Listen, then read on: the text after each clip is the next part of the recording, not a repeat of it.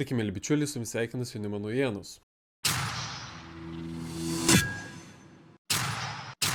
Dėkoju visiems, kas prenumeruoja kanalą, pasidalina vaizdo įrašais, juos pakomentuoja ir paspaudžia patinka, nes tai yra didžiausia motivacija kurti toliau.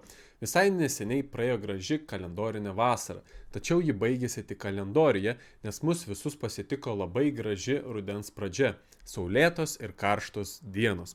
Tačiau žiniasklaida praneša, kad karštas oras yra didelis pavojus, plinta virusas, todėl nuo antradienio gyventojams siūloma atkišti petį dūriui atnaujintų vaistinių preparatų nuo mums labai gerai žinomos ligos.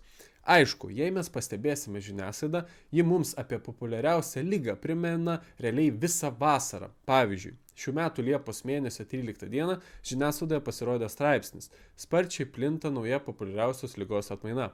Ligos pikas gali būti pasiektas jau šią žiemą. Šių metų Liepos 18 dieną žiniasklaidoje pasirodė naujiena.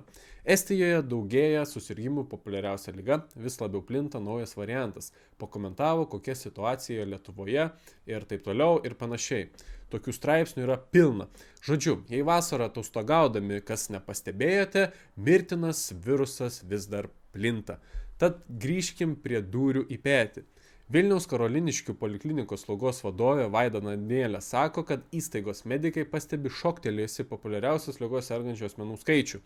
Anot jos, šiuo metu populiariausiai ligai būdingi tokie simptomai kaip nosies užburkimas, raumenų galvos, akių skausmai, pykinimas, vėmimas. Žodžiu, tikrai labai išskirtiniai ligos bruožai, kurie tikrai nėra būdingi paprastam, pavyzdžiui, gripui. O ką jūs, brangūs žiūrovai, manote apie tokius atnaujintus vaistinius preparatus nuo populiariausios ligos? Savo nuomonę galite palikti komentaruose. Iki.